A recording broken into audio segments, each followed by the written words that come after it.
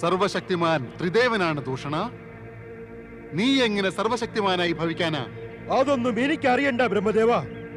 എനിക്കിഷ്ടപ്പെട്ട വരം ആവശ്യപ്പെട്ടാൽ തരാമെന്ന് വാഗ്ദാനം ചെയ്തതല്ലേ. ഞാൻ ആവശ്യപ്പെടുന്നത് എന്തോ അതു തന്നെ തരണം. ശരി തന്നെ. പക്ഷേ നീ ഒന്ന് മനസ്സിലാക്കിക്കോ, ശിവന്റെയും ശിവഭക്തരുടെയും മുന്നിൽ നിന്റെ ശക്തി ഫലപ്രദമാകില്ല. നീ ശിവനെയോ ശിവഭക്തന്മാരെയോ എതിരിടാൻ ഒരുങ്ങുകയാണെങ്കിൽ നിനക്ക് അകാല മൃത്യു സംഭവിക്കുന്നതാണ്. അത് അപ്പോൾ കാണാം ബ്രഹ്മദേവ. വരദാനം തരണം. ഞാൻ സർവശക്തനാകണം. പറഞ്ഞല്ലോ, വരദാനം ലഭിക്കും. പക്ഷേ ഒരിക്കൽ കൂടി ഞാൻ പറയുകയാണ്, ഈ വരം ദുരുപയോഗപ്പെടുത്തരുത്. ബ്രഹ്മദേവ, ദുരുപയോഗവും സദുപയോഗവും ജ്ഞാനികൾ പറയാറുള്ള ഭാഷയാണ്. ഭൗതിക ജീവിതം നയിക്കുന്നവർക്ക് ഉപയോഗം മാത്രമേ അറിയൂ. അല്ല ദൂഷണ, അങ്ങനെയല്ല. സർവജീവികൾക്കും വേണ്ടിയുള്ള ഗുണപ്രദമായ പ്രവൃത്തിയെ സദുപയോഗമെന്നും വിനാശകരമായ പ്രവൃത്തിയെ ദുരുപയോഗമെന്നും പറയുന്നു. സദുപയോഗ പ്രവൃത്തികൾ ജീവിതത്തെ സഫലമാക്കുന്നു. ദുരുപയോഗ പ്രവൃത്തികൾ മൂലം ജീവിതത്തിൽ ദുർഗതി അടയുന്നു. ബ്രഹ്മദേവ, ഞാനിവിടെ വരദാനം വാങ്ങാൻ വന്നതാണ്, അങ്ങ് വരദാനം നൽകാനും. പ്രവചനം എനിക്ക് കേൾക്കുകയും വേണ്ട, അങ്ങ് പറയുകയും വേണ്ട. അങ്ങ് ഈ രചനാത്മക കാര്യവും ദുരുപയോഗ കാര്യവും മറ്റും ചർച്ച ചെയ്യുന്നുണ്ടല്ലോ. അത് കേൾക്കാൻ ദേവന്മാരുണ്ടല്ലോ. രചനാത്മക കാര്യമല്ലാതെ അങ്ങക്ക് മറ്റെന്താണ് ചെയ്യാനുള്ളത്? വിനാശത്തിന്റെയും ദുർഗതിയുടെയും ചിന്ത വെടിഞ്ഞ് എനിക്ക് വരം തരണം. വരപ്രാപ്തിക്ക് മുൻപ് തന്നെ നിന്റെ പ്രവൃത്തി അഹങ്കാരപൂർണമാണ്. അപ്പോൾ വരദാനം ലഭിച്ചതിന് ശേഷം എന്തായിരിക്കും സ്ഥിതി? എന്താ, എനിക്ക് വരദാനം തരില്ലേ? പ്രസന്നനായി വന്നതാണ്, പ്രതിജ്ഞാബദ്ധനാണ്. അതിനാൽ വരദാനം തീർച്ചയായും നൽകും. എന്നാൽ പിന്നെ സർവശക്തിമാനാകുമെന്ന് വരം തരണം ബ്രഹ്മദേവ. തഥാസ്തു.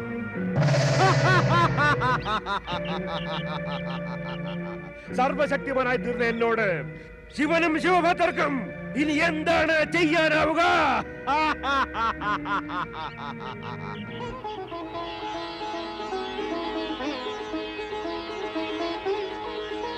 ഓം നമഃ ശിവായ, ഓം നമഃ ശിവായ, ഓം നമഃ ശിവായ. നിന്റെ അമ്മയല്ലേ, അതുകൊണ്ട് പറയുകയാണ്. ഭഗവാൻ ശിവൻ നിന്നിൽ പ്രസന്നനാണെങ്കിൽ തീർച്ചയായും പ്രത്യക്ഷപ്പെടും. പ്രത്യക്ഷമാകാത്തത് പ്രസന്നനല്ലാത്തത് കൊണ്ടാണ്. പ്രത്യക്ഷനാകും അമ്മേ, പ്രത്യക്ഷനാകും. പ്രസന്നനുമാകും, പിന്നെ അദ്ദേഹം പ്രത്യക്ഷനുമാകും അമ്മേ. ഞാൻ മാത്രമല്ലല്ലോ അദ്ദേഹത്തിന്റെ ഭക്തൻ. എന്നെ പോലെ അനേകം ഭക്തന്മാരില്ലേ? അവരിലും പ്രസന്നനായി പ്രത്യക്ഷപ്പെടണ്ടേ? സമയമെടുക്കില്ലേ അമ്മേ? നീ നിന്റെ അമ്മയെ പഠിപ്പിക്കുന്നോ? അല്ല അമ്മേ, അല്ല. ഭഗവാൻ ശിവൻ പ്രസന്നനാകുന്നതും പ്രകടമാകുന്നതും പറയുകയായിരുന്നു. നീ ഒരിക്കലും നന്നാകില്ല. നിന്റെ ശിവനും ഉണ്ടാകില്ല, നിന്റെ പൂജയും ഉണ്ടാകില്ല. ഇനി ഭഗവാൻ ശിവൻ വേഗം പ്രസന്നനാകും. ഇതാ കണ്ടോ, പുത്രനോടൊത്ത് തന്നെ മാതാവും ശിവലിംഗത്തിനെ വണങ്ങുന്നു.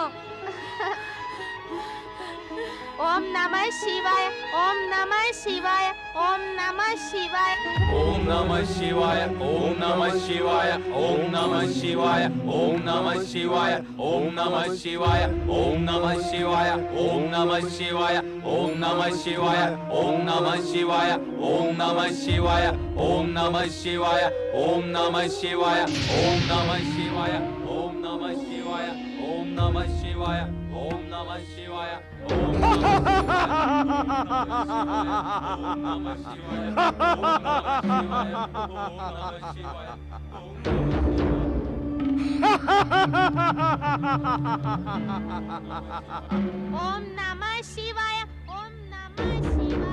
ഈ ബാലനും കൂടി ശിവായ.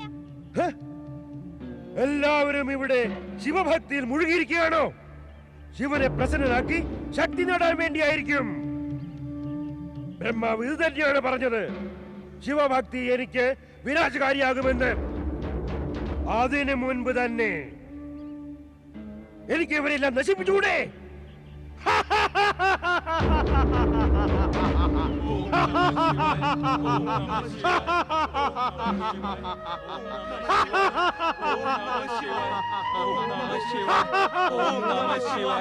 ഓം നമഃ ശിവായ. ഇതെന്ത് മായയാണ്? മായയല്ല പുത്ര, മായാവിയാണ്. എനിക്കിത് ശത്രു രാജാക്കന്മാരുടെ ഏതോ രണതന്ത്രമാണ് തോന്നുന്നു. ശത്രു രാജാവിന് ആകാശത്തിൽ ഗമിക്കാൻ കഴിയുമോ? ഇല്ല, ഇത് സ്പഷ്ടമായി കാണുന്നുണ്ടല്ലോ. ഏതോ മായാവി അസുരനാണ്.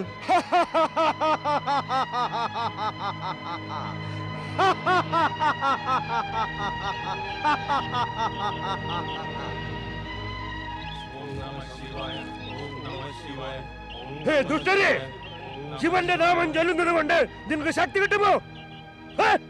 കിട്ടിയാ തന്നെ എന്തുണ്ടാകാനാ? ഞങ്ങൾ രാജാവിന്റെയും രാജ്യത്തിന്റെയും രക്ഷയ്ക്കായി ശിവനാമം ജപിക്കുകയാണ്. ശിവഭക്തരെ, നിങ്ങൾ അസത്യം പറഞ്ഞാലുണ്ടല്ലോ ഞാൻ നിങ്ങളെ എല്ലാം നശിപ്പിച്ചു കളയും. ഭഗവാൻ ശിവന്റെ ഭക്തന്മാരായ ഞങ്ങൾ അസത്യം എന്തിനു പറയണം? വിഡ്ഢികളെ, വീണ്ടും ശിവനാമം ഉച്ചരിച്ചാൽ അതിന്റെ പരിണാമം അനുഭവിക്കേണ്ടി വരും. പിതാവേ, നാം എല്ലാവരും ശിവനാമം ജപിച്ച് ഭഗവാനോട് പ്രാർത്ഥിക്കുകയായിരുന്നില്ലേ?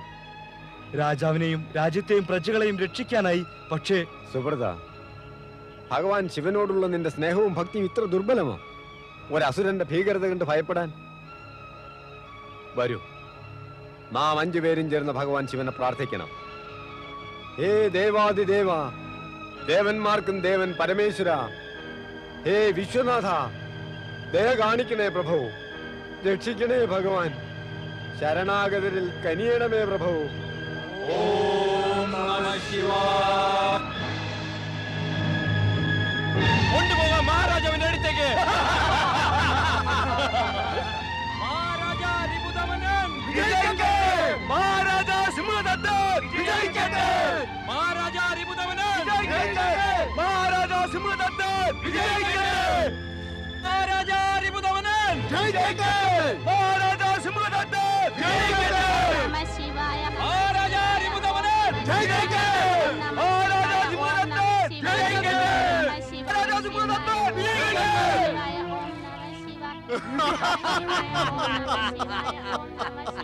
മഹാരാജ, അവിടുത്തെ ആജ്ഞ അനുസരിച്ച് രാജാ ചന്ദ്രസേനനെ ബന്ധനസ്ഥനാക്കി കൊണ്ടുവന്നു. ഇത് കണ്ടോ, നമ്മുടെ സേന രാജാ ചന്ദ്രസേനെ ബന്ധനസ്ഥനാക്കി കഴിഞ്ഞു. ഹേ വിശ്വനാഥ, ഹേ ശിവശങ്കര, ഞങ്ങളുടെ രാജാവ് അങ്ങയുടെ പരമഭക്തനാണ്. അദ്ദേഹത്തെ രക്ഷിക്കണേ, അദ്ദേഹത്തെ രക്ഷിക്കണേ.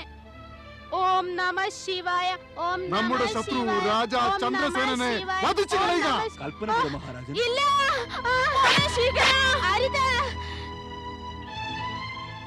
ഞങ്ങളുടെ രാജാവ് ചന്ദ്രസേനനെ വധിക്കരുത്. അദ്ദേഹത്തെ വധിക്കുകയാണെങ്കിൽ ആദ്യം നിങ്ങൾ എന്നെ വധിക്കുക. ഇവരെ രണ്ടുപേരെയും വധിക്കുക. ശിവശങ്കര, ശിവശങ്കര, ശിവശങ്കര, ശിവശങ്കര. രുദ്രാവതാരമേ, ഹനുമാനേ, ഹേ മാരുതി, ഹേ ബജരംഗബലി.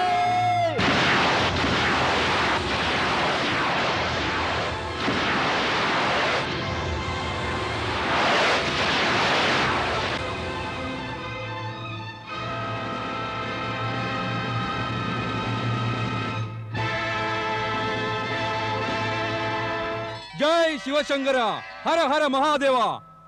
എന്തു വേണമെന്ന് ആജ്ഞാപിച്ചാലും പ്രഭു. എന്റെ ആജ്ഞ പാലിക്കും മുമ്പ് നിന്നെ കുറിച്ച് അറിയുക വത്സ. ഞാൻ അങ്ങയുടെ പ്രതിരൂപമാണ് പ്രഭു. സത്യമതാണ് ബജ്രംഗ്ബലി, നീ രുദ്രാവതാരമാണ്. എന്റെ അംശത്തിൽ നിന്ന് അഞ്ജനയുടെയും കേസരിയുടെയും പുത്രന്റെ രൂപത്തിൽ ശ്രീ ഹരിവിഷ്ണുവിന്റെ അവതാരം ശ്രീരാമചന്ദ്രനെ സേവിക്കുവാനായി ജന്മമെടുത്തവനാണ് നീ. എന്റെ ജീവിതം ധന്യമായി പ്രഭു. ഞാൻ ഇപ്പോഴും അദ്ദേഹത്തിന്റെ ആഗമനം പ്രതീക്ഷിച്ചു കഴിയുകയാണ്. അദ്ദേഹത്തിന്റെ ആഗമനത്തിന് മുമ്പ് നീ ചില കാര്യങ്ങൾ പൂർത്തിയാക്കേണ്ടതുണ്ട് ഹനുമാൻ. ആജ്ഞാപിച്ചാലും വിശ്വനാഥ. അത്യാചാരികളായ രാജാ സിംഹദത്തനിൽ നിന്നും രാജാ രിപുദമനിൽ നിന്നും എന്റെ ഭക്തന്മാരെ രക്ഷിക്കേണ്ടതുണ്ട്. ഉജ്ജയിനിയിൽ സിപ്ല നദീതീരത്ത് എന്നെ ആരാധിക്കുകയാണ് അവർ. അവിടുത്തെ ഭക്തന്മാരോട് കാണിക്കുന്ന അന്യായവും അത്യാചാരവും അവിടുത്തെ ഈ അംശാവതാരത്തിന് എങ്ങനെ സഹിക്കാനാകും ദേവാദിദേവ? അങ്ങ് നിശ്ചിന്തനായിരിക്കണം. ഞാൻ ആ ദുഷ്ടന്മാർക്ക് തീർച്ചയായും ദണ്ഡന നൽകും. തീർച്ചയായും ദണ്ഡിക്കണം. ഭക്തന്മാരുടെ ആരാധന സഫലമാക്കി അവർക്ക് ദർശനവും ആശീർവാദവും നൽകണം. അതാണ് എന്റെ ഇച്ഛ.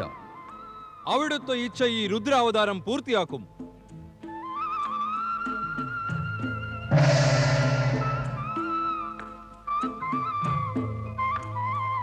ഹര ഹര മഹാദേവ.